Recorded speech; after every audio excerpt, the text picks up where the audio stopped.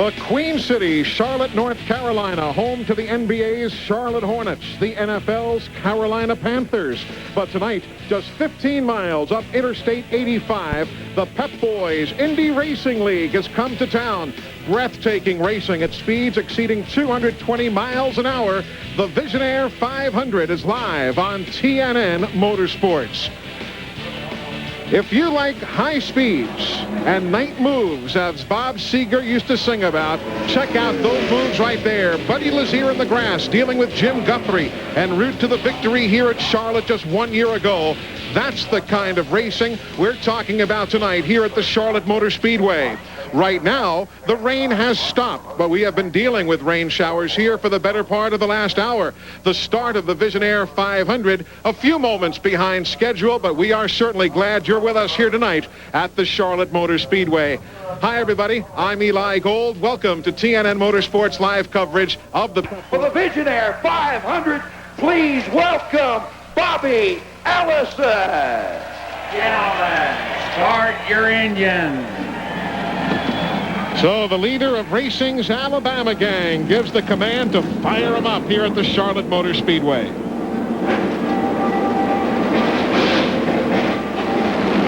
When we come back, they'll be rolling, getting set for the start of race number 7 of 11 in the 1998 Pep Boys Indy Racing League season. Back with the start on TNN Motorsports after this. As he was pulling away from his spot on the grid, it looked as though he might have tagged the wall while they were going back and forth to start heating up the tires. Looked as though he might have just nudged the wall here at the Charlotte Motor Speedway. We'll keep an eye on that team. They lost an engine here in the final practice last night and had to go with a replacement. And the nose of the car. I was looking there. There's the front wing. So he clipped it pretty good. He's heading for the pits. You could see him passing the other cars, trying to get a run into the pits to see what the problem is. But that's a little unusual at that point in the race. How are you going to get the nose knocked off without... I'm not sure of that angle. How you do that without getting the right front or the right rear involved. Well, they say no. I just looked up and I said it looked like he had just nudged the wall. I couldn't quite tell, but obviously clearly didn't. As I was saying, they lost an engine last night. Had to put their Dover power plant back in the car, which wasn't ideal anyway, but it's not been their last 24 hours, that's for sure. As far as the numbers here this evening for this Pep Boys Indy Racing League event, there you see the 24 starters, with one of them right now on the pit lane, Guthrie. Tony Stewart went quicker than that in practice, but the official numbers can only be set in the qualifying runs as we're turned here on Thursday evening. Why don't we check out the starting lineup for you for this 208-lap event here at Charlotte. Tony Stewart, 4th pole in 7 races this year, and Greg Ray in for Billy Boat. 3rd at Texas for Kenny Brack, and Mark Dismore drives for Tom Kelly. Marco Greco had a super run at Dover, came home 3rd. There's the Dover winner, Scott Sharp. Scott Goodyear, as we told you, worked on his car at Dale Earnhardt's shop this week, and Davey Hamilton switching to the Delora chassis. Raul Boisel from Brazil. He was 8th at Phoenix this year, his best finish of the season. A good rookie from 97, Jeff Ward. Brian Tyler. Tom Sneva, the only guy not to do any last session practicing here yesterday. Yeah, they didn't go out late, but a good qualifying run for that team. And, you know, they're getting more laps all the time, and that's what it takes to get it towards the front. And, of course, Eddie Cheever, the Indy 500 champion. John Paul Jr. is on hand, the former IMSA GT champ. And there's Buddy Lazier, who won the Indy 500 in 96. Ari Lyondike himself, a 2-time Indy 500 champ. And Andy Michner, who was a rookie on the Pep Boys IRL scene here this year. Dr. Jack Miller, 21st place finish at Indy and Dover. Stephane Gregoire. On down the line, Tice Carlson. He's in for Steve Knapp, who found himself in a jam a weekend ago at Dover. And there are problems right off the bat for Wardy as Jeff came off and again goes spinning through the grass. Well, we got some unusual things happening here on the pace laps. I'm not sure what Wardy was doing. He had to probably be just trying to get the tires up to temperature. So, you know, the track obviously is surprising these guys after the rain shower. And there you see Jim Guthrie, Sam Schmidt, Jimmy Kite, and new daddy, Donnie Beechler. His wife giving birth to a baby just yesterday back in Springfield, Illinois, and he returned here this afternoon. Yeah, actually his older brother was real nervous all week before the baby was born. He wasn't sure if he was going to be an aunt or an uncle. Thank you very much. That is Buddy Lazier.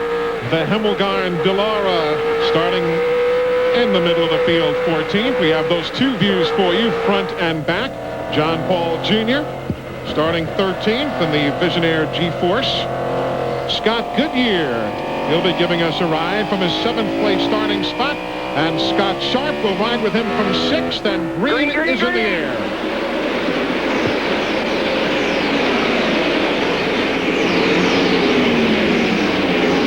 Start was a little bit spread out there, Eli. I'm not sure if these guys are just being real careful trying to get these things up to speed. Meanwhile, Sam Schmidt comes down the pit lane here on the start, while others now begin to chase their way down the back straightaway with Scott Sharp. He took a look underneath Kenny Breck, but decided, hey, it's early in this race. Let's not force anything yet.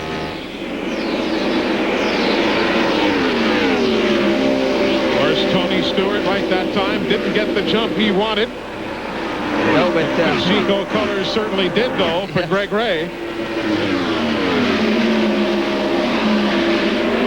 There you see 7th, 8th, and 9th. Marco Greco in the red machine being bypassed as Hamilton moves up along with Ward. Yeah, Ward was on the outside there. The orange and white car in the middle of that 3 right there. That yellow machine you saw was Scott Goodyear. There's Jeff Ward. Greco behind him in 9th. Hamilton trying to take that Dallara to the outside of Scott Goodyear. Well, that's a G-force being passed by that Dallara, and Davies probably got a smile on his face. He'll move up to 6th spot on that exchange as we ride with Scott Goodyear. You saw his left hand just came back on the wheel just as we came into this into the screen, and he's reaching over looking for a fuel mixture is what he would be doing on the left side of that dash opposite the wheel. There's a little knob there, and they'll say turn it to such and such a position. Meanwhile, up front, Tony Stewart in that Glidden's yellow and orange machine has caught Greg Ray. This is for the lead. Lap number 5. And he's got it. He's got it as he uses the banking to try and whoa himself back down just a bit. Well, that's a little bit like a slide job at Winchester or Salem in the sprint cars. But Tony's done a great job at the beginning of these races. He's matured quite a bit. He doesn't care about leading the first lap. You know, a year or two ago, he wanted to lead every lap. And, you know, he's matured a lot throughout the years and uses his head a lot more now. That purple machine, Buddy Lazier, all the way up to 9th right now. He's 3rd in line in that scramble. And we're riding with Buddy. Now let's see how it might dance around a bit here in 3 and 4. You can see his hands and the wheel sort of vibrating in him. And there you see one machine slowing. Raul Boisel having problems on the straightaway. And caution is on the racetrack. So caution for the first time. Well, now they've withdrawn it. They were showing it and took it down. They were holding it in their hand and never did wave it. So they'll allow that machine to coast on in. Well, they obviously determined that Bosel's motor didn't leak enough fluid on the racetrack, but I don't know if he's going to get back to the pits. You can see the fire underneath. He's obviously maybe knocked a hole in the side of that thing. It's got more ventilation than it was designed with. Ryan Howard had that caution flag in his hand, drew it up, and never did unfurl it. Bobby Gerald has an update on that man, Raul Boisel. Eli, scanner communication initially indicated that it was a blown engine for Raul Boisel. If so, that would be 2 in a row because they blew an engine at Dover. He is running very slow out on the raceway right now. We anticipate him trying to coast to a stop here in the pits, but we're afraid that the engine is done, and that's going to be all she wrote for Raul Boisel here tonight at Charlotte. And now the caution is out because further checking by the IRL officials shows, as you see there, all sorts of problems. He won't make it around. There is fluid on the racetrack. So caution on the speedway definitively here at lap number 9. Yeah, I was a little surprised it took that long because you could see the fire out low. Obviously they had oil, something out of the side of the motor, so it had to be leaking some fluid. But Raul's been around a long time, experience. He probably got it down off the racing groove as quick as he could. So caution on the speedway. the first of the evening here at Charlotte. There is your race leader, Tony Stewart. Took the lead at lap 5 from Greg Ray. Field having just gotten the 1 to go signal. We told you Sam Schmidt had come down the pit lane for an unscheduled stop early. Vince, what are you hearing? Well, Sam Schmidt did have a problem. They brought him in. They thought there was a small fire on board, possibly just because the exhaust was too hot. They sent him back out on the track for a couple of laps just to see what how the car reacted. Right now, they're not exactly sure. Larry Nash, the team owner, you see is back behind me. Constant communication with Sam, talking about how the car feels, maybe to get some identification as to what went wrong and caused that early pit stop. A lot of bad luck for this team. They hope to turn the fortunes around tonight. Yeah, they blew an engine here on Thursday afternoon. It was a fresh rebuild at the time. Gave no warning. Sam just blew up. Yeah, Vince and Bobby. Also, Jimmy Kite came into the pits under that yellow and did some adjustments. So you might check that out for us, too, if we could. We'll update on that as green flag is back in the air. And on lap 14, Tony Stewart quickly up through the gearbox. Well, it looked like Greg Ray had some problems getting up to speed. He got passed by his teammate, and Buddy Lazier's going to the front, boys. Look at this down the back straightaway. You've got Sharp working to the inside. Dismore is there. And Sharp will try and come out with the lead if he can hold it against Tony Stewart. Well, we had both Kelly cars and Tony Stewart running 3 abreast. From Sharp looking rearward right now. Side by side with Stewart for the lead. And right behind him, that's his teammate, Mark Dismore. Outside. Again, Sharp to the inside, Stewart to the outside. For the lead in the Visionaire 500. At 202 miles an hour. Well, Dismore's right there. Again, this is inside Sharp's car.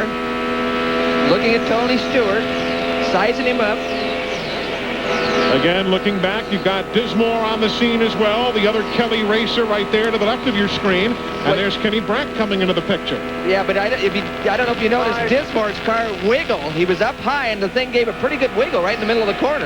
And Dismore just wiggled right past Sharp, though. Wiggled right by him to the outside to grab second spot. Stewart, Dismore, Sharp. Kenny Brack on the inside. Then the green machine is Ray right there swinging by. The purple is Buddy Lazier. We were worried about Greg Ray. He didn't come up to speed very well, but he's coming back to these guys.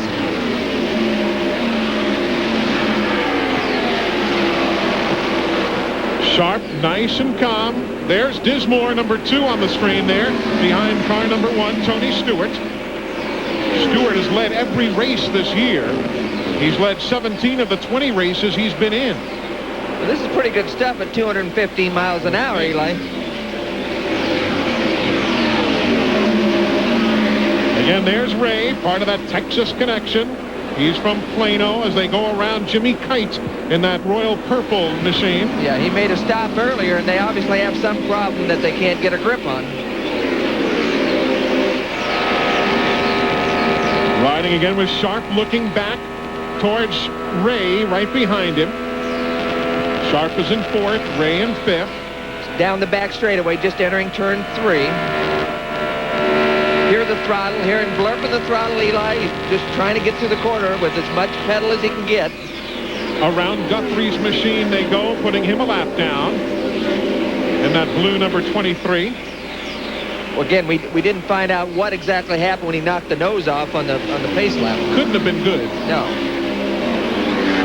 And there's the spread, 0.3 of a second from first Stewart back to Dismore in second. Dismore, of course, if you're new to IRL or Indy cars in general, he's the guy who had that horrific crash in practice back in 1991 for the Indy 500. You might remember seeing it. Totally destroyed the car, nearly did the same to his body. Basically had to relearn how to walk that entire summer. And here he is back racing and racing well, of course, many years down the road. But that was a scary time for him back in 1991, as you may remember. Yeah, it really was. And this guy, look at this wheel to wheel. Oh, great battle right there. That is for 4th spot. Sharp in the orange and yellow, and Ray in the green. That is for 4th and 5th. That interlocking the wheels and then wiggling, that isn't a good way to grow old, Eli. I know that. That's the voice of Tom Sneva. I'm Eli Gold. Vince Welch and Bobby Gerald are on the pit lane and in the garage for us here at Charlotte tonight. We are live on TNN Motorsports, the Pep Boys Indy Racing League. Raul Boisel, we told you earlier, brought out the first caution, an apparent blown engine at lap number 9. Let's get the update on him in the garage. That's right, Eli. Still down here on the pit lane, but Raul, how disappointing is this? 2 weeks in a row with a blown engine. Well, it's very disappointing. This is the 4th race they don't finish, and normally that's in my curriculum. That's not really happen. I always finish races, and it's frustrating because it's not that I can do it. You know, it's just no warning on the engine. Just blew up early at this stage of the races. Not fun. We're sorry to see you out of it. This was to be Raul's first night race tonight. It lasted only a few laps, Eli. Sure did, as the leaders go around that blue machine of Stephane Gregoire. Well, they got to traffic, Eli, and Dismore just blew by Stewart as soon as they caught traffic. I don't know if that's a traffic situation or Tony's car's going away a little bit, but Dismore's gone. Matter of fact, the last lap, Dismore at 213 miles an hour, Stewart at 206. So a significant difference. This last lap, Dismore 210, Stewart at 205. There you see Eddie Cheever shows himself moving from 9th up to 8th, having gotten around Hamilton moments ago. And back up front, Mark Dismore and Kelly Racing showing the way, having taken the lead at lap number 24.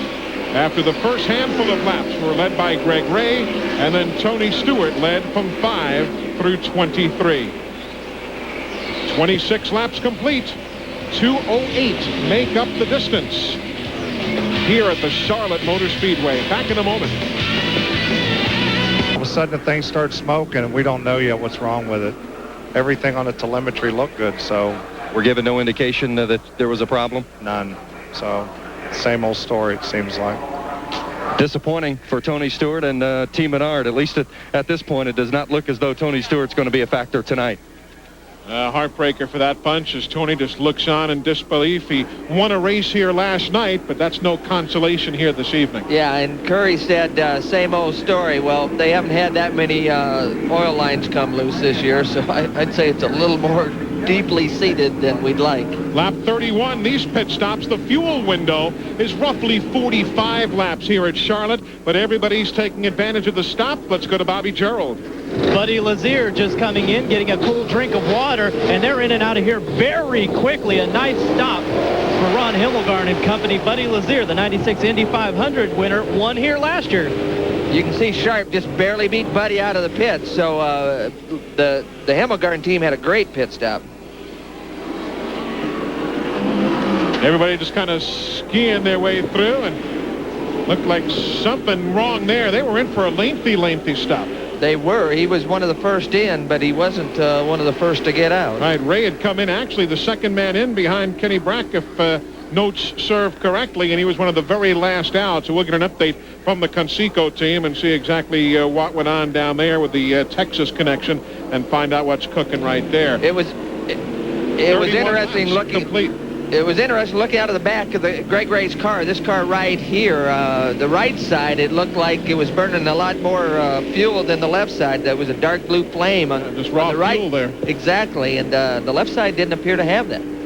So we'll get an update there shortly as we were working caution for the second time. Again, brought out with the problems from Tony Stewart. There comes Mark Dismore, who was the race leader at the caution. It's the second race he has led this year. Led 27 laps in the season opener at the Walt Disney World Speedway in Orlando en route to a 5th place finish. Well, but the key here is, Eli, he came in a lap later than everybody, so he's going to be at the back of the pack. Now, I don't know if they had some kind of communication problem or whatever, but all the rest of the leaders stopped before he did, so he's going to be at the back of this pack and have a ways and some bodies to try to get back around. Schmidt is still on the pit lane for service. Others making stops now of those who are a lap or more down. We are working under caution, lap number 32 of 208 here at the Charlotte Motor Speedway.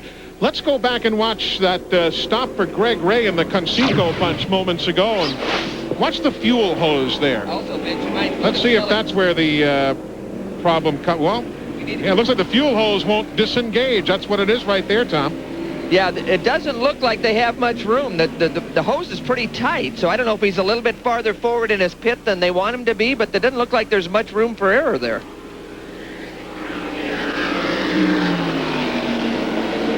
So that's what transpired moments ago on Greg Ray's stop, as the field will be getting the 1-to-go signal.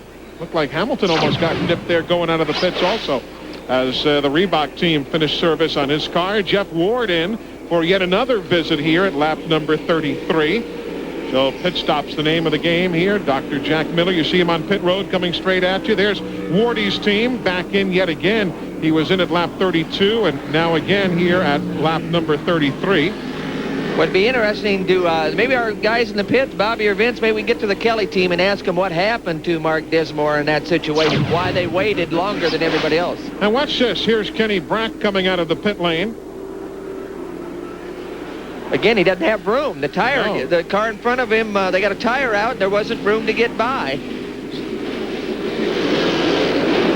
Now, I don't believe these are real tight pits. I mean, these things are set up for the stock cars, so there shouldn't be that kind of problem developed. Meanwhile, the big Texan is down there watching his team's work. A.J. Foyt, an update from him. Well, A.J. Foyt's team and Greg Ray had some problems with the fuel hose. I believe A.J. communicating with Greg right now, but they took particular interest in the replay that we showed them on TNN.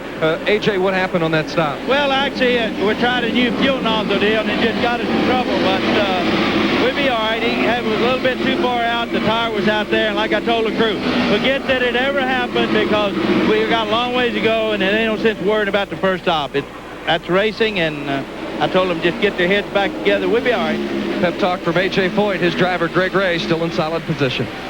As you see on the restart now, everybody working themselves through that bright orange and blue machine. Andy Michner, he is the rookie in for the injured Eliseo Salazar, who was injured at Dover in the practice accident a weekend ago.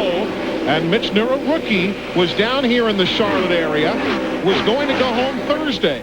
They called him, said, you want to run the car? He said, you give me a couple of dollars and an airplane ticket home when the weekend's done? I'll do it. But there is Sharp now, who has made the move and taken the lead away from Michner. So Sharp now shows the way with Lazier in second, Kenny Brack, and then Michner here on the restart at lap number 36. Well, here's the battle for second. Kenny Brack coming back through the troops right underneath Lazier. So one of the Foyt's team car is got in and out of the pits decent, and he's going back to the front. And we're riding with Buddy Lazier right here.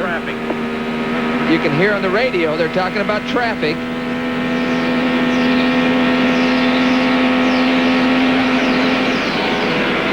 Tony Stewart has just come back out onto the racetrack. Leaders go by Jimmy Kite and that other purple car you saw. There goes Cheever. And the blue and teal underneath car. Goodyear, yep, in the Rachel's car, right underneath the Pennzoil car. So that's on the fifth, and there you ride with Scott Goodyear now. Well, look at the front. Cheever's looking for a way to get around traffic. Eddie's, he looked high, looked low, but there was no place to go. Stefan Gregoire, you see him going by in the two-tone blue machine. And as we mentioned, Tony Stewart is out there running again, making a couple of laps at reduced pace. There's a good fifth-place scramble again.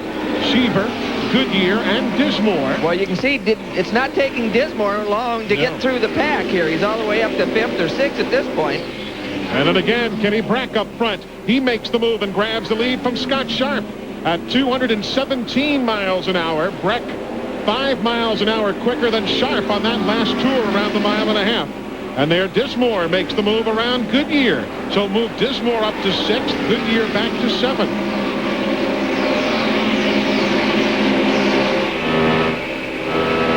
Running with Scott Sharp now.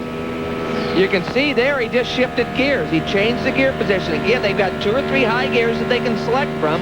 And he just chose a different combination than he had before he got past. The winner at Dover Downs International Speedway, you read the numbers, 209.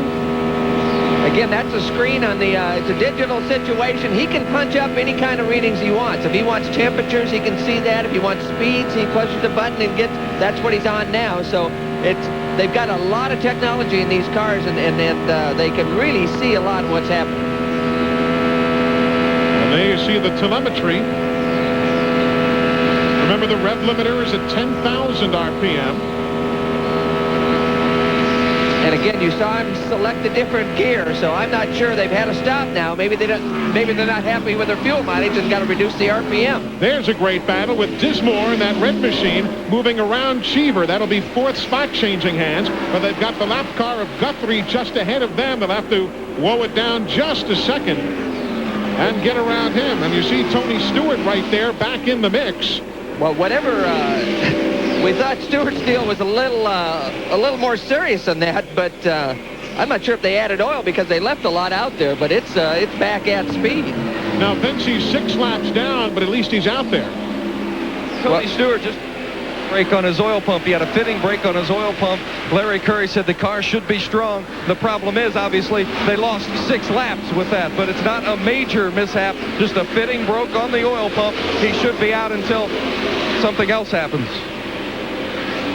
Well, again, that could be, related to the roughness of these racetracks, and I don't know if it's the same piece they had at Dover last week, but that causes a problem. Look at Lazier. He's down to 195 miles an hour now, so he is some 16, 17 miles an hour off the pace. The Reebok team goes by. That was Michener. Ray goes by as we ride with Lazier.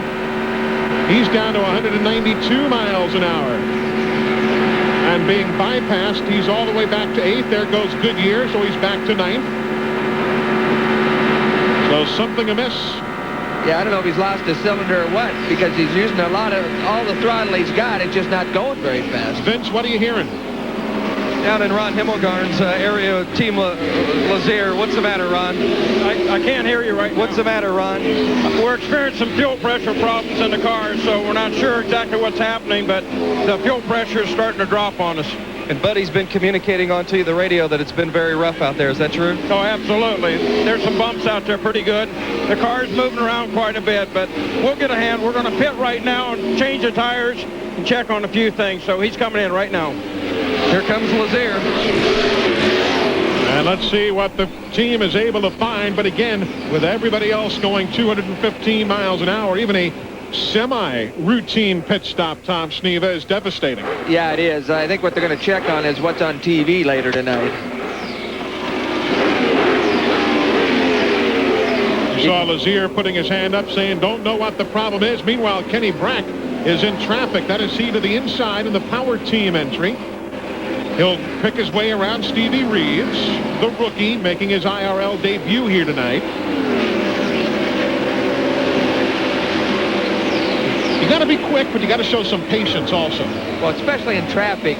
But it's nice when you're running up front, when you have a car that you know can go, it's a lot easier from a driver's standpoint because he can pick and choose his spots. The guys that run 2nd, 3rd, 4th, and 5th, they've got to press the issue. They've got to try to close the gap. But when you've got a good race car and you know you got a good race car, you can be a lot more conservative in traffic. Jeff Ward in that orange and white machine. He's running in 9th. Stefan Gregoire is that blue car. He is 2 laps down in 16th position. Then you come to the red car of Greco and then Paul as they work themselves through race traffic here on lap number 50. And that's Jeff Ward, that orange and white car. The blue car, Stefan Gregoire, and John Paul Jr. right in the middle of this bit. If you're an Andy Michener fan, they are in for a pit stop here at lap number 50, an unscheduled stop for that Reebok car. Yeah, we might want to check what that's all about because they were just in a few laps ago, so I don't know if he felt he had a tire going down or what.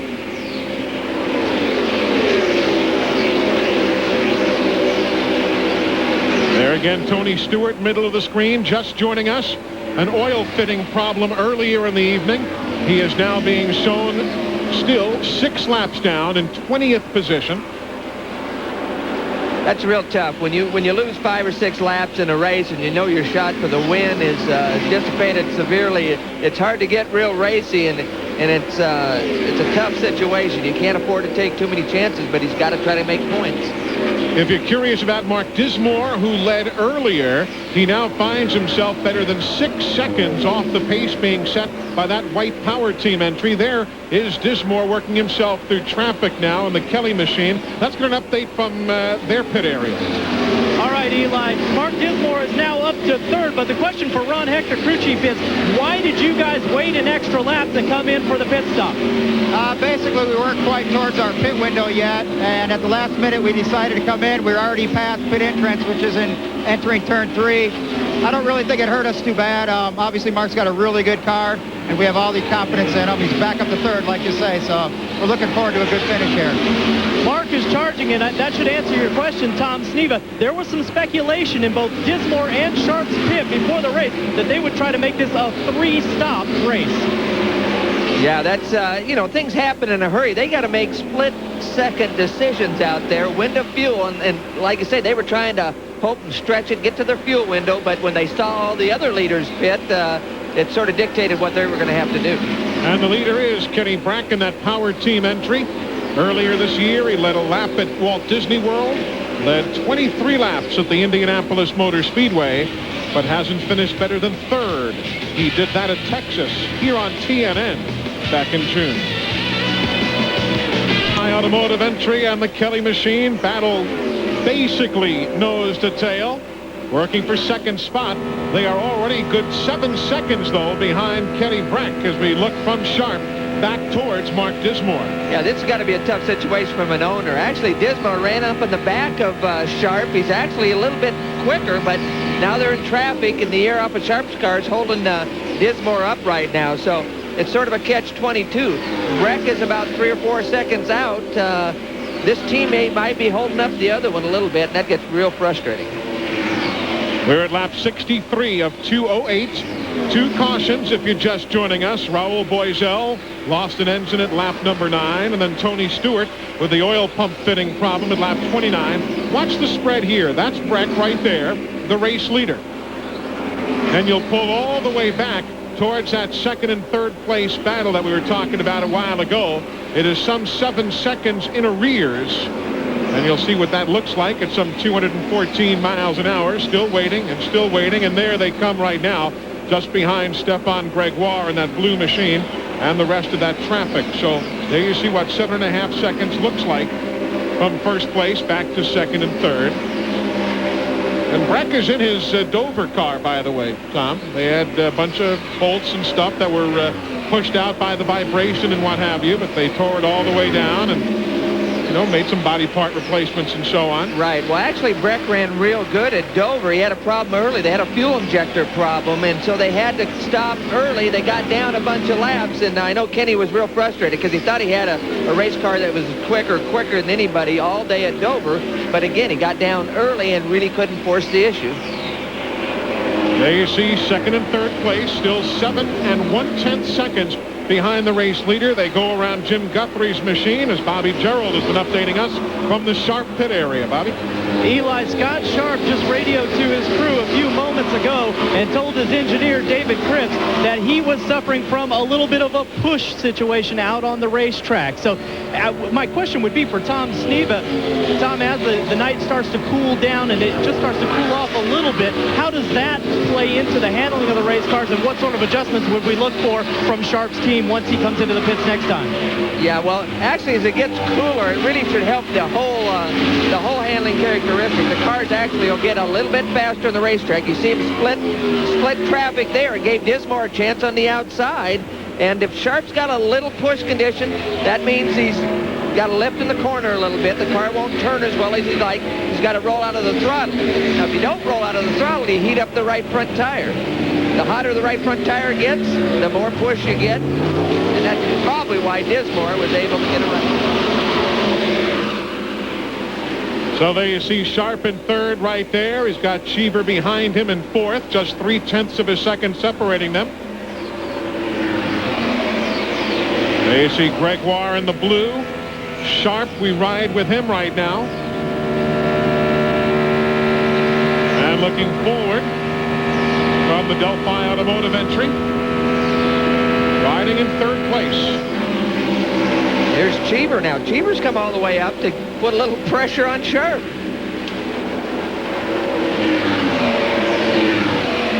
Eddie told us earlier today during the rain delay that this is not a place for the faint of heart. He said, I'm starting 12th. I'm going to the front quickly if I can.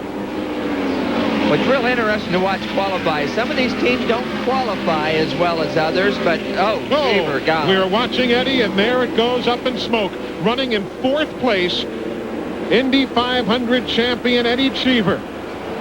Well, again, they always run best just before they let go, and that's got to be disappointing for the Rachel's team. And caution on the speedway at lap number 71. Eddie Cheever. No sooner had we bragged on him. It's kind of like being on the cover of Sports Illustrated. We brag on a guy and he goes up in smoke. And Bobby, a lot of long faces down there in the Rachel's pit. That's right. I'm with Owen Snyder. And Owen, we saw the big puff of smoke. What did he say? I said motor, you know. I mean, that was pretty close, but, you know, we're running good. You were certainly running good. Is this a terminal problem? Well, I would say so. Yeah, anytime they throw out that much, it's usually something really wrong with it. So, you know, we'll have a look, but I think we're done for the day, you know. Tough break for Owen Snyder and Eddie Cheever and his team. Keep in mind, though, guys, we did see the smoke earlier big time from Tony Stewart, and he was able to get back out in the fight. But Eddie apparently thinks it's done. And you know something? These stock block V8s last year, Tom, they were waiting and looking for reliability. And now that they have found the reliability, it seems as though the teams now, like racers will, are starting to take a few more liberties, and the engines are starting to pop. Well, they got to push them to the limit, and sometimes they don't find the exact limit. But you could see Bobby's question to Owen sort of startled him. What did he say in the radio? And Eddie's pretty vocal in the radio. I'm sure he didn't say just motor. I'm sure there's some other stuff that Owen couldn't tell us about. That'll be the 4th DNF of 1998 for Eddie Cheever, though the first due to pure engine failure. As you look at the race leader, Kenny Breck, who took over the top spot here at Charlotte from Andy Michner in a series of stops back at lap number 26. Let's go back to pit road. Well, here's Tony Stewart, and Tony, it's another disappointing night for you. And I know this is so frustrating. I mean, and you've had that question thrown at you before. What ultimately puts you out tonight, and what do you think this does now to the title chances? Well, we had something in the motor go. We had I don't know exactly what was leaking early in the race, but they got it changed. We got back out, and you know, we're out there running in 6th gear, which is our cruise gear to save fuel and to turn the car less revs. And we blew by Dismore, we blew by Sharp. I mean, we've got the fastest car. I mean, I can't thank Team Menard enough and Larry Curry and the guys. I mean, they give me great race cars, and makes my job a lot easier as a driver. But you know, it's hurting us in the points right now for sure. I mean, I guess right now we're going to have to shift our focus to worrying about finishing races instead of winning a point championship. I mean, we never really changed our plan on how we race anyway as far as the points go, but we're just in a string of bad luck right now. I mean, when we finish well, and you know, we got a great race team here, and these guys are, you know, with the V6s that we used to have to run, they had this disappointment a lot, and they're really a strong team. They gel together well, and they're not going to let this get us down. We'll get back on track soon. All right, well, I wish all the fans watching on TV tonight could have seen this guy last night behind the wheel of a midget. Sorry to see you out, Tony. Yeah, too bad we can't run a midget out there right now. That'd be exciting. It would be the 3rd DNF of the year for Tony Stewart. He had, of course, the failure at Indianapolis. We were all riding with him at the time, as you might remember, on the telecast, and also at Texas. Well, tough weekend. It really is. And, you know, it's like, for a racer, it's a little bit like, you know, you're real fast. You know you're real fast, but you don't finish. It's a little bit like in golf when you can drive the ball 300 miles or 300 yards, but you can't putt it. Yeah, I understand that. Nor can I drive nor putt, so I know exactly of what you're speaking. Pit stops now. The race leader is in on the top of the screen. You've got Dismore in the middle and Scott Sharp on the bottom of that triple split. Let's see what they do. Lap 76. A.J. Foyt's crew for Breck. Quick work there. You see Goodyear coming in just in front of... Well, you see the confusion. They had trouble with the air gun on the right front of Kenny Breck's car. So another pit stop problem for the Foyt team. And Sharp is going to win the exchange. He and Dismore will drag race it off the pit lane. So I guess this time it's Kenny Breck's problem. Have a problem. Time to have a problem in the pits, and his teammate Greg Ray beats him back out of the pits. And Ray had the problem earlier, if you weren't with us, when the fuel hose chose not to disengage. John Paul Jr. has problems also in that Jonathan Byrd Visionaire car. Well, they're trying to get the starter over there and get it plugged in. All of this at lap 76. We go back to pit road. And let's give you an update, guys, as John Paul just gets out of the pit in Jonathan Bird's machine on Mark Dismore. When Dismore came in, they gave it a big turn of front wing, added front wing for Mark Dismore. We also anticipated the same thing coming from Scott Sharp. That was after a conversation with his engineer, David Cripps. He said they were going to add a little front wing to try to get rid of that push. So that's the story on the pit lane. We are 76 laps into the 208 laps that make up the Visionaire 500. The Pep Boys Indy Racing League is live tonight here on TNN Motorsports. Oh, the inaugural Visionaire 500. Buddy Lazier, the eventual winner, but not before this thrilling 200-mile-an-hour battle through traffic with Billy Boat in the number 8 Conseco car. Then June of this year, blinding speeds at Texas Motor Speedway.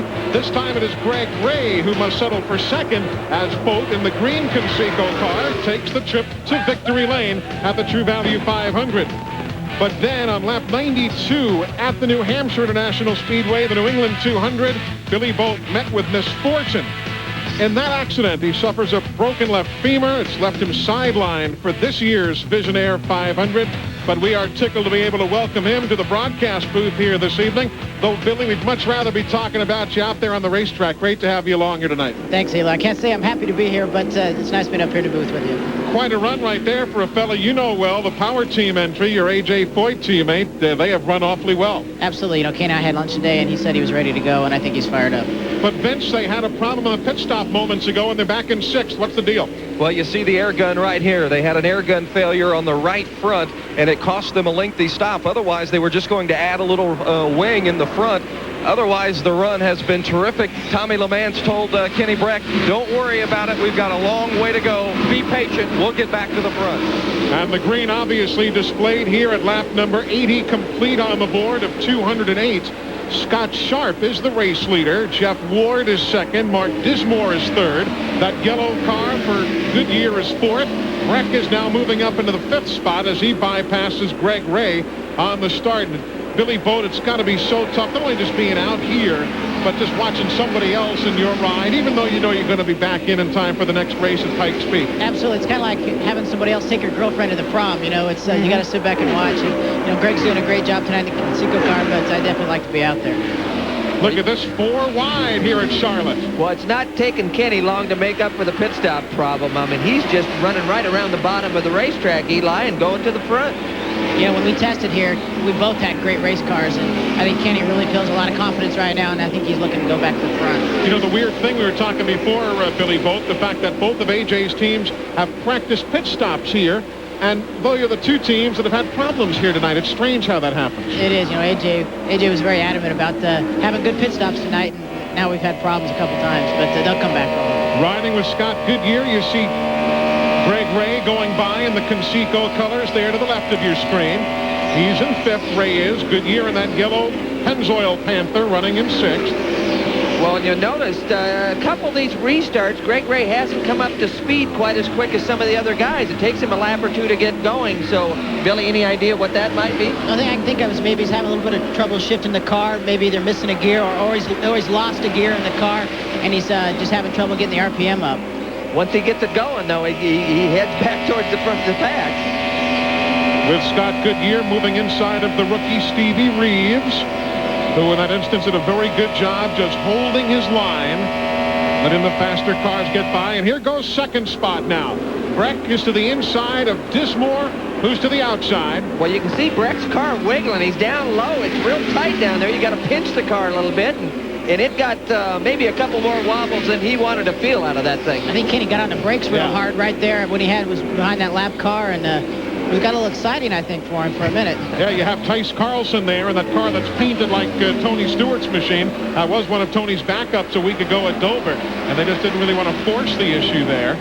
Well, Kenny will wait a half a lap or two, wait for the heartbeats to come down slightly before he goes back after him, Eli. Took over the lead at lap number 40 the first time, as Buddy Lazier now is back on the racetrack after extensive repairs. He's only run 51 of the 87 laps thus far, but the Hemmelgarn team has him back in the race now. lights. There's Breck. Right now, 3.5 seconds off the race leader, Scott Sharp.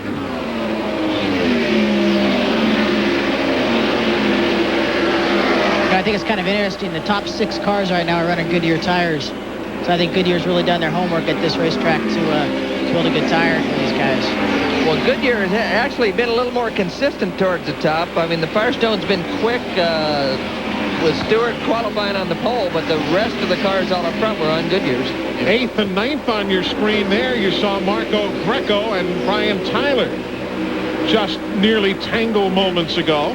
Well, they run into those corners two abreast, Eli, and, you know, they don't have to wiggle too much. These guys don't have fenders they can lean on each other like the Cup cars, so I don't know if they close their right eye so they don't see each other or what they're doing. Picking their way through race traffic. Again, going inside of Stevie Reeves. Dr. Jack Miller at the tail end of that line. In the only Nissan Infiniti still running. Jimmy Kite had one, but he parked it back on lap number 29. In the Olds Aurora, the dominant power plant on the circuit, though I think Nissan has made some ground up, have they not? Yeah, they really have. They've been working real hard. It's real tough when you only have one team running the equipment. You know, your R&D time increases substantially. So, but they have gained. They've lightened the motor up. They've closed the gap on the horsepower, and you know, now it's just a matter of time getting more cars involved. That black machine, Donnie Beechler, he's running an 11th spot right now. He wasn't here yesterday. Again, he was back home. His wife had a baby yesterday, a girl. They took 2 laps of practice with Jimmy Kite at the wheel. But basically, he said, I had very few laps. They lost an engineer in practice the other day. They're somewhat untested, but running well. That man is not untested. That's Scott Sharp, a veteran, a winner a week ago, and leader tonight here in Charlotte.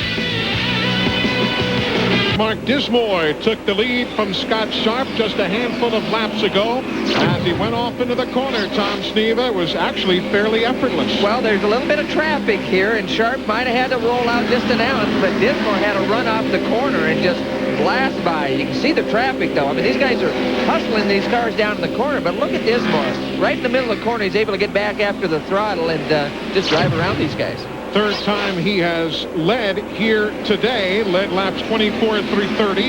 Again, lap 32. And Vince, the Kelly bunch is awfully excited. That's right, Donna Dismore. You're looking at her now, Mark Dismore's wife, as she watches the replay of Mark passing Scott Sharp. And maybe the most cautiously optimistic man at the racetrack is Tom Kelly, the owner of both those cars. Good feeling seeing your guys run 1-2. Yeah, I just don't want to race too hard against each other. We want them both to finish, but they're really, both cars are running well, and couldn't be more pleased. How does this work for you to your advantage as teammates running 1 and 2? Well, number one, we can tell how the cars are handling and compare notes on that, but they can sort of watch for each other and help each other out, hopefully, before the end of the race comes. So it does definitely help us to have both cars up front. Tom Kelly of Kelly Racing, his team's is 1-2 right now with Mark Dismore and Scott Sharp. And Billy, you know, we've not talked much about, let alone the car that you will be driving, but that guy right there, Jeff Ward, that orange and white machine, cutting his way through traffic pretty well. Yeah, Wardy's been running real fast. Looked like he got held up in traffic just a little bit there, and Greg got a run on him, and I think they're going to be racing for that position real shortly. Well, actually, Ward is very fast, and Greg's right there. Traffic's always a factor, and who anticipates and predicts it the best is the guy that's going to get through the cleanest. It'll be halfway next time by as Andy Michner makes an unscheduled pit stop. That's at lap 103 as that Reebok car is in. There you see the rundown, top left of the screen. Oh, gee. Yeah. That could have been big time right there. That's right down the straightaway. You get flipping there, and you're not going to stop till maybe February. I bet Dismore's heart's beating right now. What do you think? I would think, definitely. As we see a great second-place battle shaping up there as Breck in that white machine inside of Sharp got him for second spot. Well, I think it surprised Sharp a little bit. You saw him wiggle to the outside. That usually indicates that he was real surprised by that move. Look how smooth Sharp is on the wheel there as we see the leader Dismore go around John Paul Jr. Well, we got that look at Sharp there seconds ago. Very much like a week ago. Trouble. There's Sharp.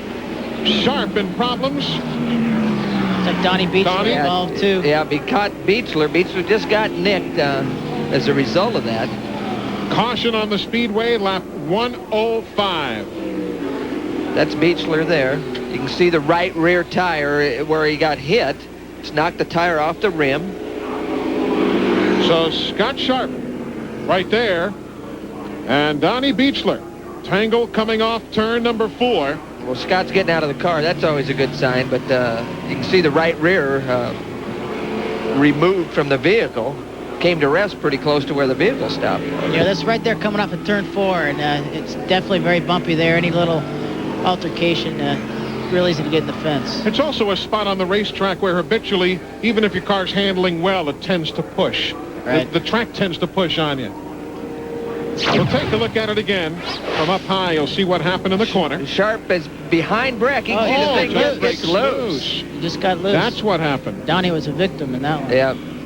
Donnie's just trying to get by. Look at this. But Right Sharp, there. he comes off the wall pretty fast, and Beach just doesn't have enough room to get by. But he ran up. Sharp was actually running up on the back of Kenny Breck, and I don't know if he had to roll out of the throttle a little bit or whatever, but the back end just jumped sideways. Let's watch this with Right Sharp. there over that bump, I bet. Oh, you can see he was down on the apron there. That caused him one wiggle. Right there. Or that caused Breck to wiggle.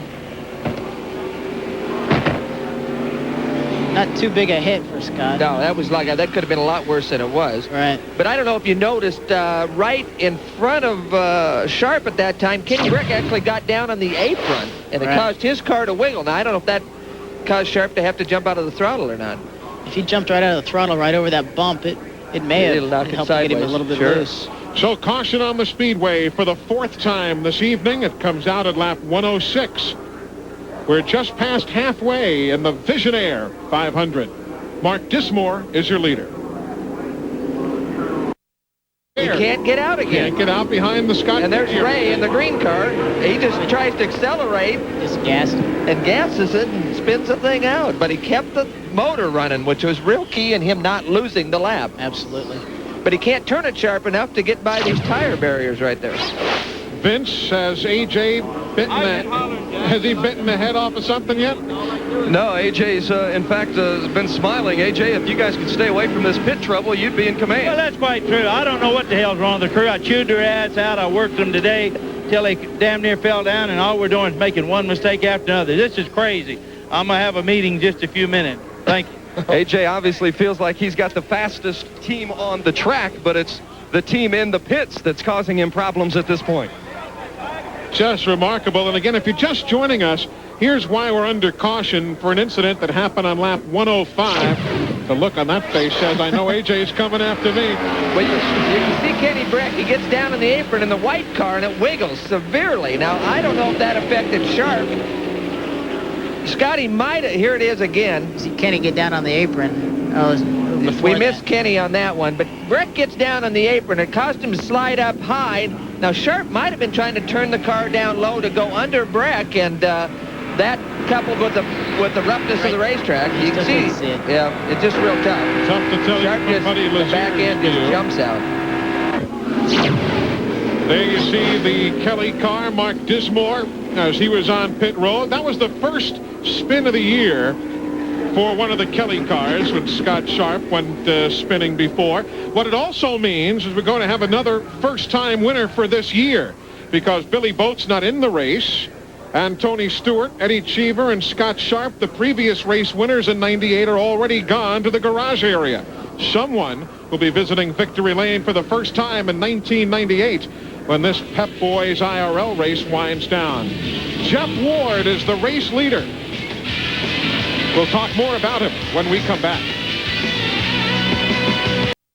Dismore keeps pitting out of sequence. Vince, what's the deal? The word is, I just spoke with their pit, they want to run under the yellow as long as possible, burn as much fuel under the yellow before they bring him in and then refuel him again. But they say the car is terrific. They made no adjustments. Mark Dismore says it's a very smooth run. They're back in 5th after that stop, but they're confident they can move to the front before it's over. Billy Boat, at what point does fuel calculation start outweighing track position or vice versa? I'd tell you, I'd rather have the track position because you get back there in the back of the pack, so many things can happen back there when you're trying to work your way through the field. Yeah, that is an unusual strategy because traffic and when you're running this fast, a lot of things can happen when you're trying to get back through the traffic. But fortunately, the car is handling so well for Mark that, you know, it makes it easy to get around him. But if one of those guys have a problem, he can take you with him. We're a half lap away from going green. Let's get an update on Scott Sharp. He's just down in the garage area. That's right. He's been given a clean bill of health by Dr. Henry Bach. Scotty, what happened? I don't know. You know, we were just fighting the car a bit through. It seemed like it was sliding around a lot all day, and we tried to tighten it up, and it ran really good off that last restart, and then just started to go away a little bit.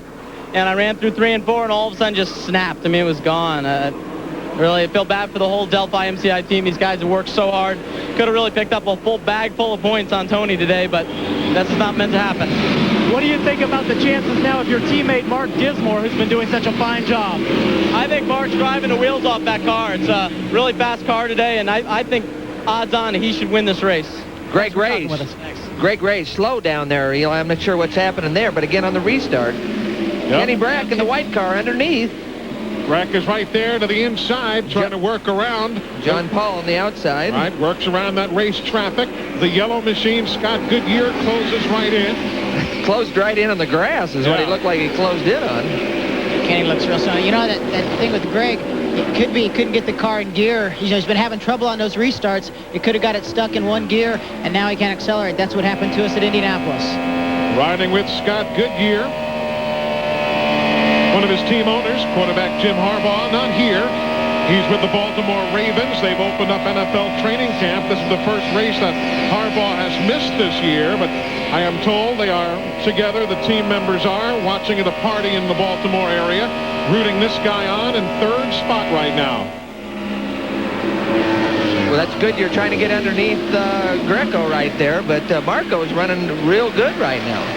And finished 3rd at Dover a weekend ago, and that's the only car that team has for Marco Greco. Dick Simon and the guys went through it totally here this weekend as Greg Ray makes it down pit road right now. He'll come into the attention of the crew at lap number 116 as you watch Goodyear work traffic in his 3rd spot. Yeah, and Billy, you indicated that transmission problem is what you had at Indy, and you think it might be similar? It seems like the same kind of situation. You can see they're looking at the back of the car right there.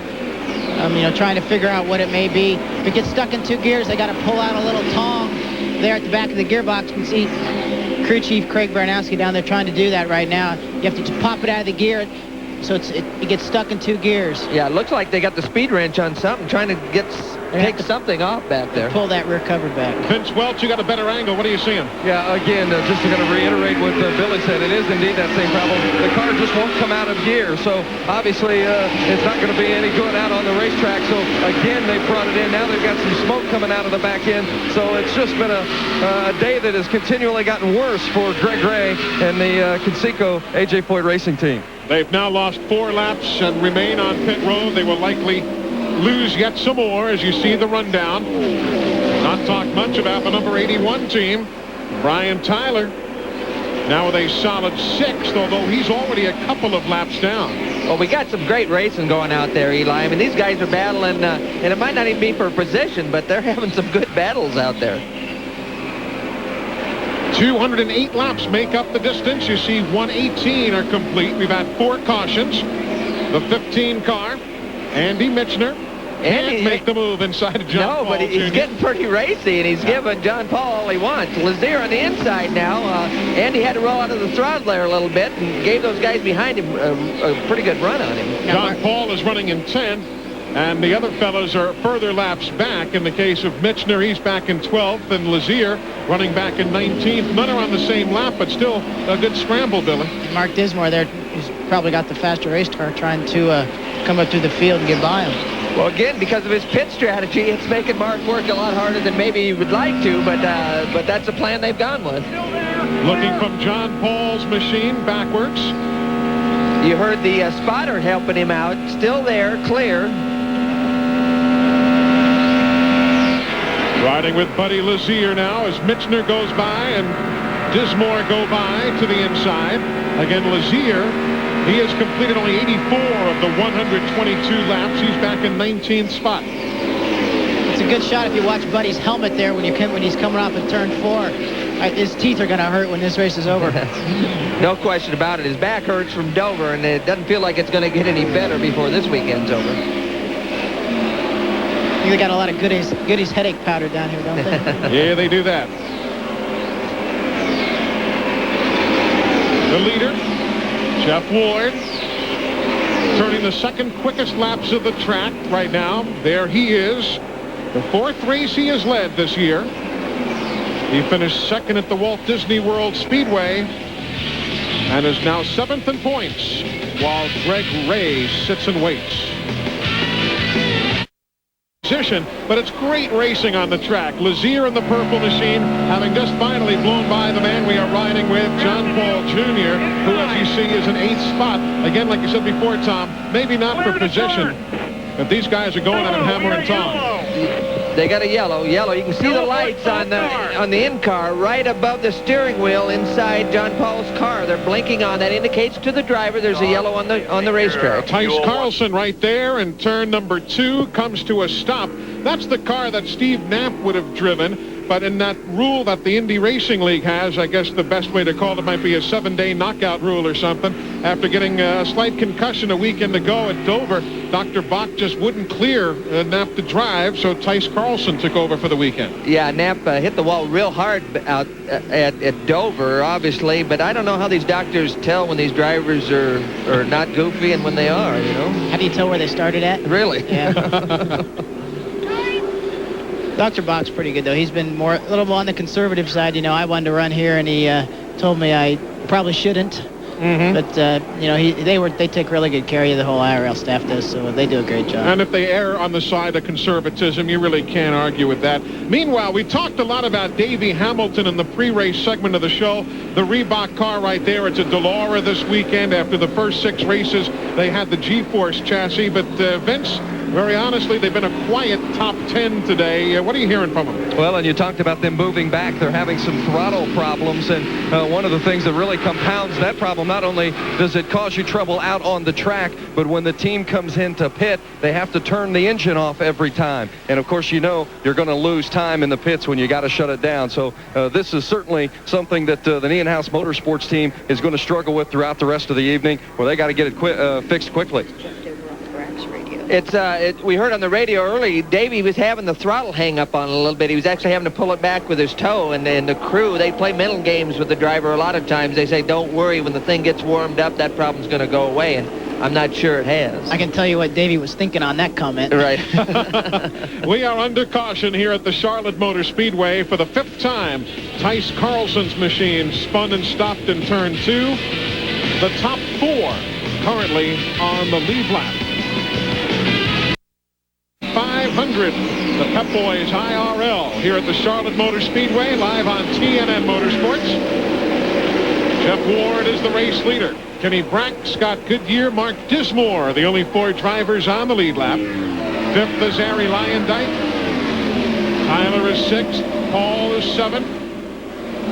Old Wardy didn't take long to get gone. No, it's always easy when you got clean air in front of you. It's easy to get a little bit of a jump on some of the other guys out there. But there's some good racing back in the pack right now, and Greg Ray's back out there, so I'm not sure how many laps he lost, Eli. Ray right now being shown in 15th spot. He is 15 laps down. Meanwhile, Bobby Gerald is down on pit road. Let's get an update. We're standing alongside Mitch Davis, who is the team manager for Jeff Ward. And so far, so good. It's come into your game plan exactly. You'll have to make, what, one more stop? Yeah, we're going to make one more stop. Right now we're racing with Kenny Brack and Scott Goodyear, and I think we got them covered. So if we get this one more window in, we'll be right on the money. They'll be hoping for a yellow flag, Eli, sometime right after lap number 150. Matter of fact, he's got it circled. Lap 158 on the chart. That's when he wants to see that yellow. They can take it to the house from there. If you're a Tice Carlson fan, by the way, they are still out there running in 14th position, being shown 10 laps down. And as you see the leader, how about a nice tip of the hat to Stevie Reeves, an IRL debut here tonight, and he's running in 9th spot right now for the rookie. It's a darn good show. Yeah, it really is, and you know, he's being real careful and cautious out there and trying to keep the thing out of trouble and just trying to get laps, because that's real important in any kind of racing, right? track familiarity has to help, though, too, Billy, with him having run a number of NASCAR Busch Series races here. I'm sure Reeves can bank on that just a little bit for some comfort level. Absolutely. And Stevie's probably, every lap he's running, he's getting more comfortable, he's getting more confidence. He's going to be a force in this league before it's all done. In the Who's Hot department, we talked of Reeves.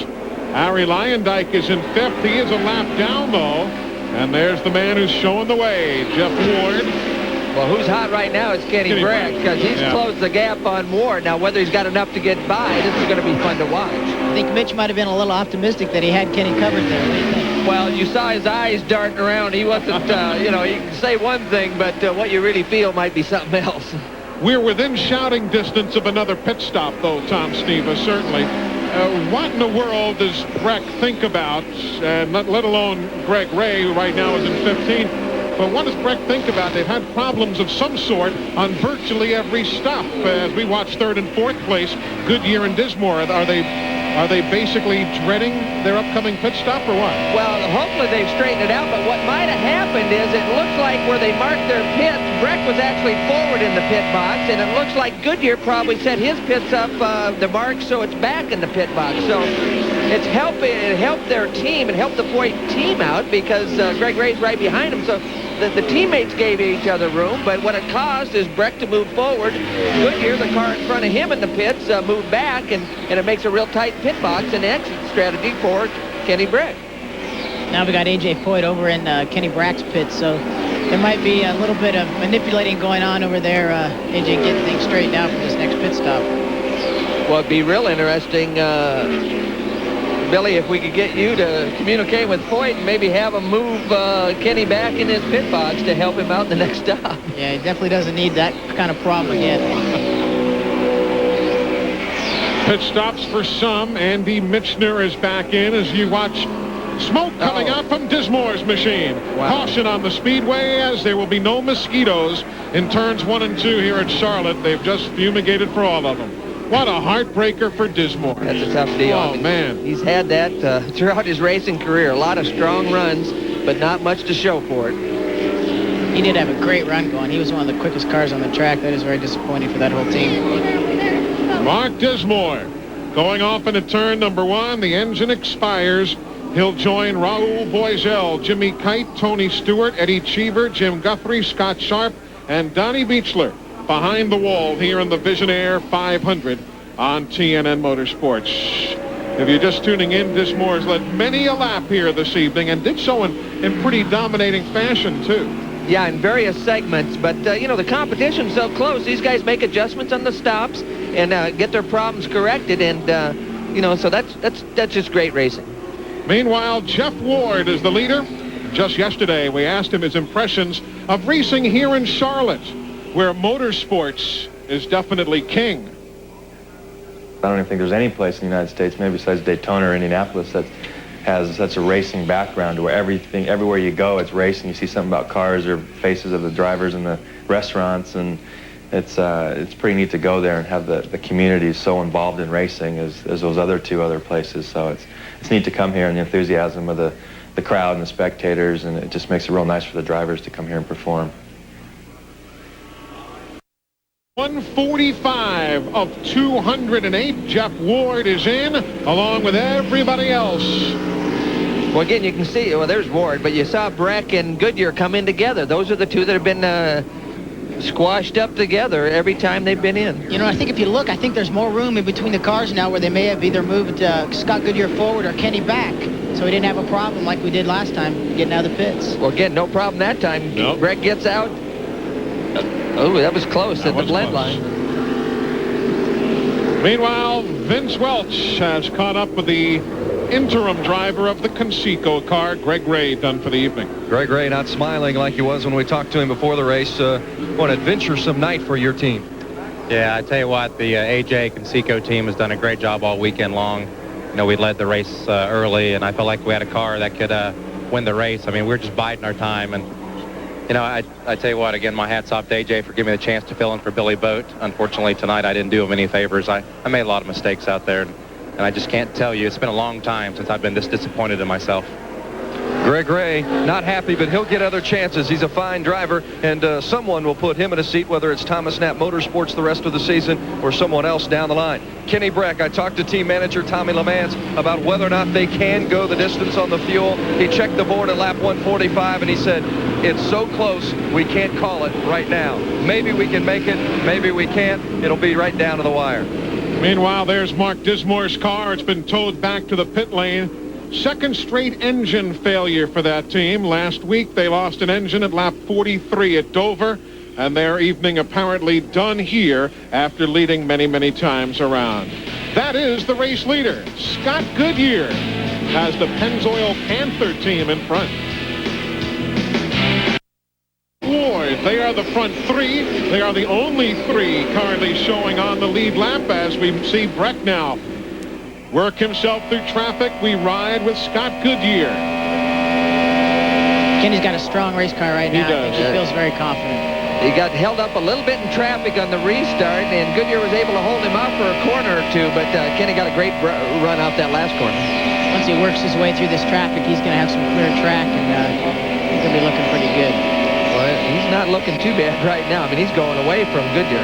Breck at 210 miles an hour that last lap to Goodyear's 206. And Vince, it looked as though finally the pit stop was relatively uneventful, at least from this angle.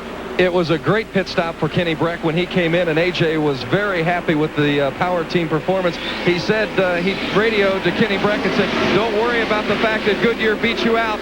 Take him on the restart. And you saw it. Kenny Breck moved right around Scott Goodyear on cue from AJ Foyt. When Goodyear led, he was the 8th different leader this evening.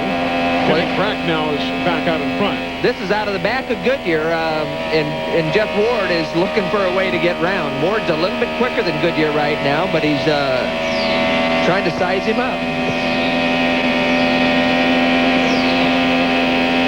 Again, traffic's a problem getting around Marco Greco. It's playing the traffic is a big part of a driver's job. It makes all the difference on these mile-and-a-half tracks. You lose your momentum just a little bit, you can make up a ton of ground. And it's amazing, only 15 cars are running, but still traffic, particularly on the restarts, very much a problem. Well, again, they're running 210, 215 miles an hour. They're covering a lot of real estate in a short amount of time, and if they have to blip the throttle, they can really kill momentum. Absolutely. Around inside of John Paul Jr. Meanwhile, Mark Dismore, having retired the Kelly entry moments ago when the engine failure took him out. Let's hear from him down in the garage. Eli, it was so disappointing for Mark Dismore. What a great run you had going here today. We're sorry to see you out, Mark. Yeah, it's just lately here I've been jinxed, and I'll just keep trying. You know, it looked like we were in a good position tonight to get a third of the way to the MCI $1 million deal, and you know, to move forward in the Pep Boy points, and didn't happen. So we'll go to Pikes Peak and see what we can do. You were racing with Breck, Goodyear, and Ward out there at different times. Which of those three do you think is the strongest here to maybe bring it home? Well, my car all by itself was really good. In traffic, it was a little bit sketchy, but I think for the way we had the thing strategized at the end, I think we would have, I think we had enough for everybody, to be honest with you, but we'll never know now. Again, sorry to see you out. Thank you. You heard Mark Dismore talk about that MCI Pep Boys $1 million bonus. Remember, if any one driver wins here tonight and at Atlanta and at the Las Vegas race, all of which you'll see here on TNN Motorsports, then that driver and somebody out there, one lucky fan, will split $1 million. You can enter at any Pep Boys location or on the internet at mciracing.com. And if any driver wins 2 of the 3 TNN telecasts down the stretch, well, that driver and a lucky fan will split $100,000. So keep an eye on that when you go by your nearest Pep Boys location. Well, we heard Dismore talk about his car was a little sketchy when it got in traffic. Ward is as quick as Goodyear. He catches him, but now the traffic, the turbulence off of Goodyear's car is causing Ward some trouble. And sketchy in traffic, I think that means you got to hold your breath a lot harder when you get in traffic. When the cars lose the air off the front wings coming off the corner, especially coming off of turn 4, it really, you got to hold your breath because you know, you just don't know if the cars are going to turn. That's exactly what happens. When you lose the air off the front, you lose the downforce at the front end of the car, and the car won't turn. So you've got two options. One's to try to knock the wall down, the other one's to lift. But Vince, those guys are also 3.5 seconds behind the race leader now also. Right, Eli. I talked to John Barnes just a moment ago from Scott Goodyear's crew. He said they didn't have anything for Breck when Breck got by him. They're not as quick as Kenny Breck, but they feel as though if they stay up in the front, near the front, they can win this race in the pits. They believe that their Pennzoil Panther team is quicker than the other teams in the pits, and if it comes down to a last pit stop, they feel as though they may have an advantage. There you see the leader, and we'll go back 3 3/10 of a second from him to Scott Goodyear, and 3.5 seconds back from the leader Breck to Jeff Ward. Only 3 guys on the lead lap, and you've got Arie Luyendyk in 4th as you see that spread from the leader back to 2nd and 3rd. Arie is on a lap of his own in 4th. Then in 5th, John Paul Jr., Marco Greco, they are on their own lap, running 5th and 6th. You've got Stevie Reeves now up to 7th, ahead of Hamilton in 8th and Greg Warr in 9th. But again, those 3 drivers all on their own lap. But some pretty good battles, particularly there, and a great run again for Stevie Reeves in his IRL debut tonight. Well, and Vince hit on a good point. I talked to the crew and John Barnes with the Goodyear team before the race, and they're real proud of their team in the pit stops. They've worked real hard on it. They've won a lot of pit stop competitions throughout the year, and they say they can make up the difference. And if they get a green flag stop, it could be a big, big factor in how this race ends up. Billy Bowden, you just have to finally just face reality, let the leader go, and worry about what you're dealing with right there. I think you do. You know, you can't push the car any harder than you can. John Paul Jr., he's running in 5th. He is slowing down at lap 165, within the fuel window, certainly, to take it the distance from here. But John Paul Jr. and the Visionaire team. Keep going. Okay, now come in. Had trouble spotting his pit stall. Yeah. 2 turns out of front wing. 2 turns out of front wing. Now they're saying 2 turns. Reset fuel. 2 turns out of the front wing. That means the back of the car is loose, and drivers don't like to drive a loose race car. When the back end wants to step out, it's a very uncomfortable situation. We heard earlier a lot of the teams were putting front wing in. And when you put front wing in and run fast, it's a lot easier on the driver. But for whatever reason, that car's gone loose in John Paul, and that could be a handful of drive, can it, Billy? Absolutely, and it's kind of unusual to get loose at the end of the race here at Charlotte, because usually the car tends to tighten up. You know, when we ran here last year, we picked up a big push at the end. Probably cost us the race. I think. Yeah, so John Paul Jr.'s been in, Sam Schmidt's been in, Dr. Jack Miller, Andy Michner is in with the bonnet off the back of that automobile. We're at lap 167 of 208. Having a problem at the start-finish line, limped it all the way around to turn number 3, but he's not able to make it the rest of the way. So caution is out at lap 171, and obviously well within the window of going the rest of the way to lap 208. So caution for the 7th time as Jeff Ward runs in 3rd. Vince Welch has an update. Goodyear in. Correct that, Bobby Gerald. And Eli, here is the update, and they are rolling the dice here with Jeff Ward's team. Mitch Davis, who is the team manager, said that they needed just 1 yellow flag, and now as we say that, he had told us that they weren't going to come in, but we now see him starting to lay out for Jeff Ward. They will not need a lot of fuel here because Wardy's been racing the last few laps with the fuel dialed back to about 90%, so they were in conservation mode already. We do now, however, see them laying out for Jeff Ward, so we do maybe anticipate him coming in. We'll try to get a definitive word. Well, we'll keep an eye on that. Lap 172 of 208 here at Charlotte. Everybody waiting and watching. Kenny Brackett the leader. Scott Goodyear 2nd. That man Ward is 3rd. They're the only 3 drivers on the lead lap. Arie Luyendyk is running 4th a lap down. Marco Greco is 5th. He is another lap down. We'll keep a close eye on all 3 of these teams as they make their stop. I don't think Kenny's going to stop. Okay, John, he didn't come in. Didn't come in. I think they can make it on fuel, but it's be interesting. So no stop for Brack, but Goodyear and Ward are in, along with Lazier and Hamilton and Greco and Arie Luyendyk. No tires. No tires for Ward. Nope, just fuel for Ward. It's going to be disappointing for Kenny because the power team is ready for him, but they must have had a miscommunication. Morty beats Scott Goodyear out. Yeah, that's real interesting. Breck didn't come in. Again, I don't understand the theory, but maybe can they go the rest of the way, Billy? I don't know. It looks like they're ready for him to come in, but he didn't. I don't know if they just had some kind of miscommunication or he didn't get the message. Maybe his radio's malfunctioning or something. It'll be 1 lap to go when they get back to the stripe till they get green. All the leaders came in at lap 146, you'll remember. Now Breck is getting ready to make the stop, apparently. Yeah, he's tucked down on the apron. This could be very costly. It'll be very costly for him. Of course, dealing with only one of 3 cars on the lead lap. That's something to remember. He's not going to have a lot of traffic to try to catch Scott Goodyear and Jeff Ward, but, here at the end of the race, even a little bit is a lot. Well, and traffic upsets the handling, and it slows the guy down. So if the leaders can get away far enough, they could cause him some stress. Vince, he's in. Yeah, Billy Bone hit it right on the head. It was a lack of communication. AJ had told Kenny to come in, and he did not. They were planning on the stop, and now Breck has got fuel. They changed some tires, and he's still up on the jack. So now we'll see if Kenny Breck can make up that ground. Before the pit stop, AJ Foyt came to the crew, gave him a bit of a pep talk to make sure they had all their bases covered, and they came in. It wasn't a great stop. They gave 2 turns of wings, 2 turns of wing as well, 16.9, but they had to put the car back up on the jack a second time. Maybe a costly stop there. Well, AJ's staying at the same hotel we are. I might just give him some room tonight, though. Well, that's a bad break for that team, but it's going to be a good break for us because it's going to be a great show watching him try to go to the front right now. He's going to be fired up, I guarantee you that much. So it is the restart. Lap 175.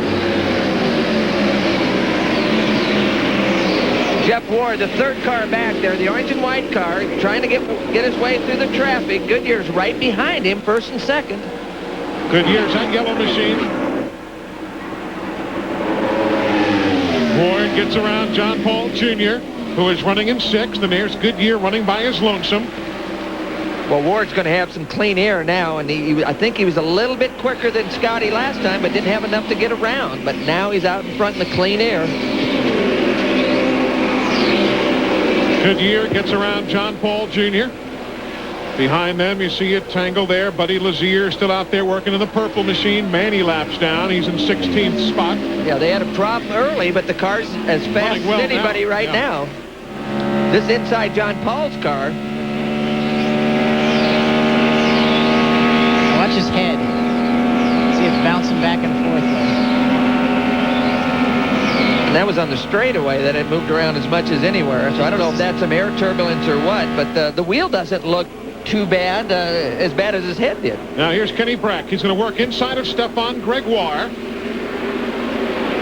Gregoire himself is in 9th, 6 laps down. And Breck is 4 1/10 seconds behind the race leader, around Dr. Jack Miller. John Paul Jr. next to negotiate. Well, you can see him right down in the bottom. He's able to jump back into the throttle quite a bit quicker than some of these other guys, so the car is hooked up, huh, Billy? He's definitely got a good handling race car right now. The power team car is very good.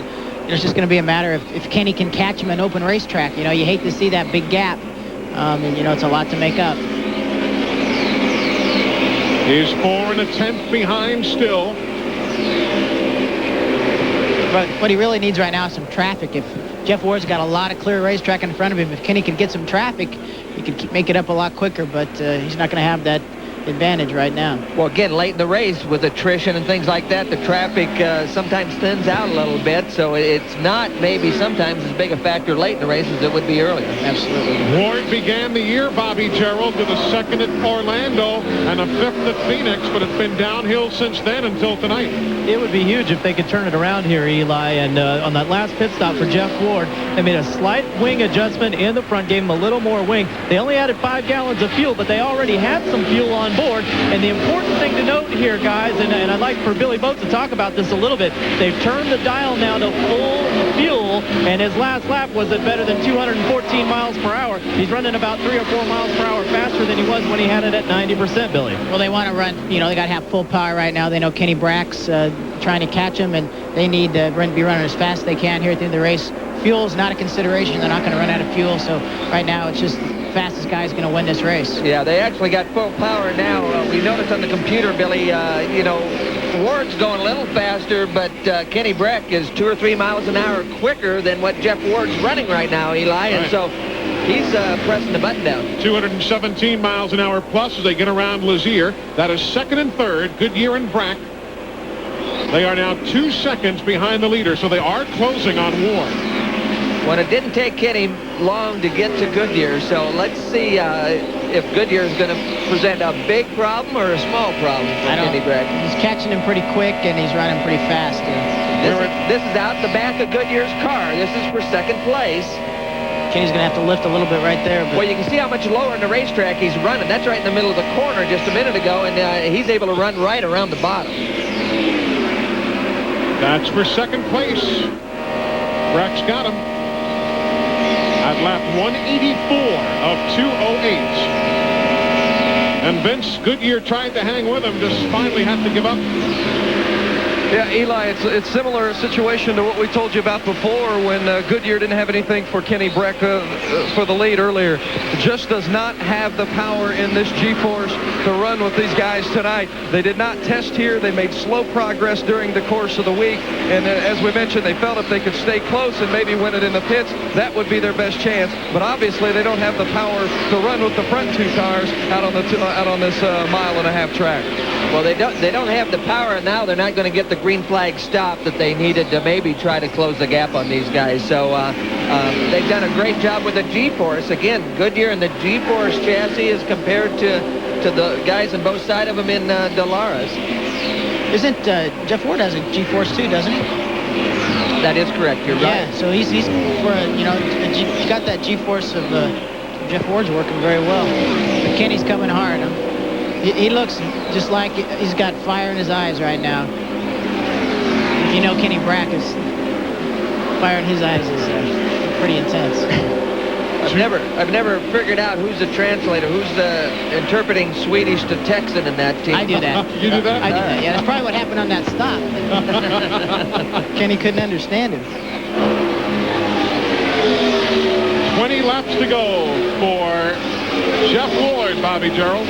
Eli, he does have the G-force chassis, but coming into this race, Mitch Davis and Jeff Ward both said that they had a killer motor in this number 35. Evidently, they found something in the development of their camshaft, and that's the reason why they thought their motor would serve as a little bit of an equalizer, even though they had the G-force, which is considered kind of second fiddle to the Dallaras on the big racetracks. So that's the technical end of things, but right now the numbers and stories are very simply put. Ward, Brack, and Goodyear. AJ's hoping his man can pick up one more spot. Lap 195 from Jeff Ward. Brack, who made his pit stop out of sequence at lap 173, and some of the most daring racing we've seen, just powered his way to the front and then used Marco Greco's car as a pick to grab the top spot. Well, it was a great job, and if Ward's got a killer motor in there, that's some form of Godzilla in Foyt's car right now. Unbelievable. Kenny Brack, who has not finished higher than third in his Pep Boys IRL career, did that at Texas this year. We'll be looking at 10 laps to go when he gets back to the stripe next time by. Take a look at what went on over the last few moments in some battles for the lead. Watch this. That's Kenny Brack's back a little ways now, but they get to traffic. If they get to traffic, Ward has got to get out of the throttle a little bit. And look at the run Kenny got on the outside, but now he's scraping. He's right up on the edge of the groove. He's up in no man's land up there. And that's white knuckles there. And then this is for the lead with Greco and that red machine. Again, Ward tries the high side. He gets up on the edge of that cushion, and it's just hard to get any kind of grip up there. Kenny's got a phenomenal race. The big man likes what he sees. A.J. Foyt can smell victory lane about 9 laps away. Knocked his watch loose there. He was so excited on that pass. Brack was 5th in this race last year. Again, it was interesting. It took Kenny a few laps to get by. He closed the gap, but then he'd get the turbulence. And if Wardy could have kept him back a few more laps, he might have been able to heat up the right front tire on Breck and really cause that pass not to happen. But they got to traffic, and that gave Kenny an opportunity to get a little bit of a run. And Bobby, once he got by him, now he's pulling him by 2.5 seconds. Yeah, it was very interesting, Eli. Just a moment ago, Jeff Ward's guys all were out over the wall, laid out for Wardy to come in. He had reported a vibration in his number 35 machine. They've now come back over the wall, and I don't know if the vibration went away or what happened there, but apparently they've decided to go ahead and soldier on here to the finish because we only have about 8 laps to go. Well, a lot of times, you know, in that traffic, you saw Ward was up very high. You get into the marbles, and you can pick that up on the tires, and sometimes that'll cause a vibration so you run a few more laps and get it scrubbed off. So the groove these guys are running to race 3 abreast can cause some vibrations. I would bet. You see Buddy Lazier right behind in that purple machine. He's showing right now some 40-some-odd laps down in 13th position. But finally, will try and work himself free here. Now the leader is in race traffic. Down low. You can see him 3 wide down low. Around Tice Carlson and Dr. Jack Miller right there. Actually used his head pretty well. He got to that traffic quite a bit earlier, but he knew he had enough car underneath him. He could take his time and wait for it to spread out just a little bit. AJ says 5 laps to go. AJ's probably telling him he's got a good race car. He's got a good lead. Don't do anything stupid right now. You can win this race. Well, certainly Kenny Brack, if he can hold on here as he puts a lap on Ari Lyondike, is a guy who has paid his dues from go-karts to Formula 3000 to Formula Opel to the Barber Saab Series, where he was champion back in the early 1990s. He was really due for a good race. You know, they've had a couple of really hard luck races, and they've been fast, but just had a lot of bad luck. So I think tonight was his night. You're right. This is the 6th race that he's led of only 14 he's been in. Well, in last week, you know, he felt he had as good a car as anybody, and they had that fuel injection problem early. So he's got a smile on his face right now, and he doesn't want to feel any vibrations, does he, Billy? Absolutely not. You know, this is the time of the race that you feel all those little things. You know, got a little bit of lead, a couple laps to go. You can feel just about anything going on in that race car right now. It'll be 2 laps to go. Comes back to the stripe, 2 times remaining, Vince Welch, and it'll be checkers flags. It's all smooth for Kenny Brack. The car running very well. Obviously, he's pulling away from all the other contenders. The main point here for Kenny, be careful going through the traffic. Otherwise, it's home free to the checkered flag. Turn 3 and 4. Ryan Howard has the white flag in hand. One more time around the 1.5 miles. It's really great for the power team and the whole AJ Foyt team. You know, that team has struggled a little bit, and I feel really happy for them. They really needed this. 32-year-old veteran from Karlstad, Sweden. And as we mentioned, he has tried and tried. And on his 14th try, Kenny Brack is going to victory lane in the Pep Boys IRL. He wins the Visionaire 500 for A.J. Foyt and the rest of the team. And a dominating victory by 5 6/10 seconds on Jeff Ward. Well, it really was. With all the trouble they had in the pits and things like that, they overcame all those problems to get to the checkered flag. A.J. Foyt with a big old smile on his face, Vince.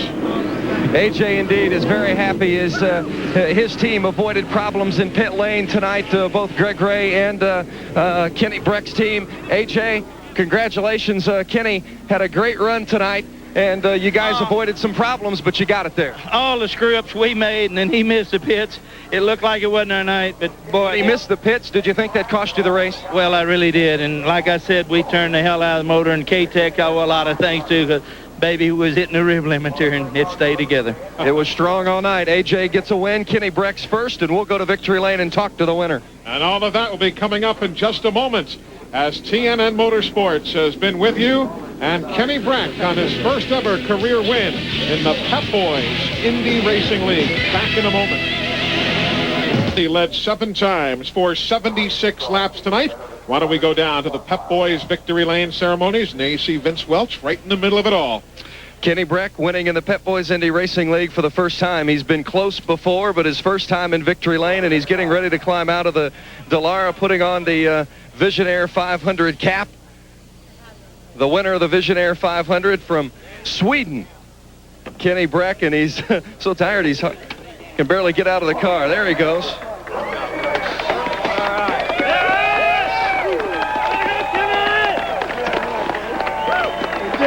Kenny, congratulations, a terrific run. How about that pass with about 12 laps to go? You get by the leader, Jeff Ward. Marco Greco was there causing some traffic, or were you using Greco to get by Ward?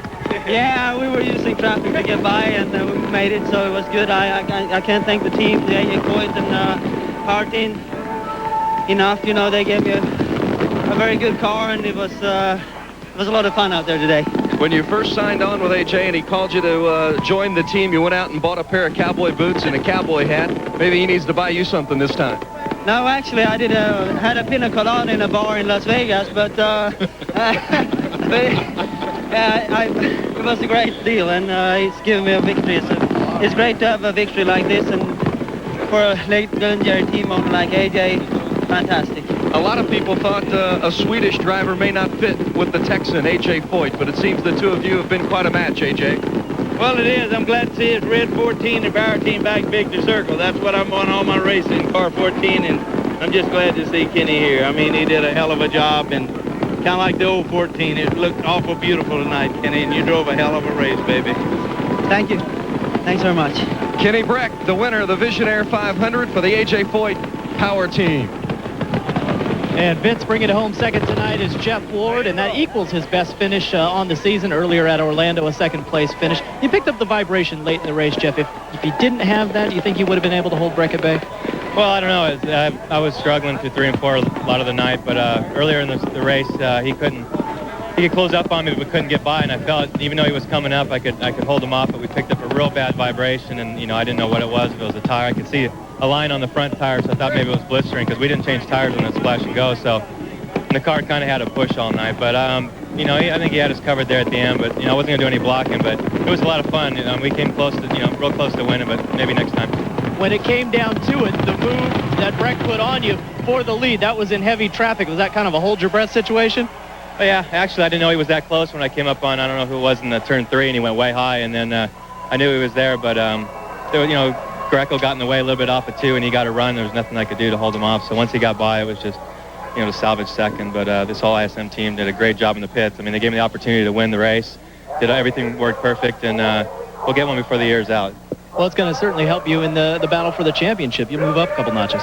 Yeah, we've had a string of bad luck here, but, you know, we're looking for some more sponsors to come on, and things are going real well. It's just a matter of time before we win. It's just that hurt us in the points, but this is definitely going to help us because a lot of the top guys fell out, so it's giving us the right hope for the championship again. Jeff Ward, happy about a good run today. Wardy's had a tough run of late with engine failure at Texas and Loudon and leaving early with the accident at Dover. But today he came home second to Kenny Brack, a first-time winner in the IRL.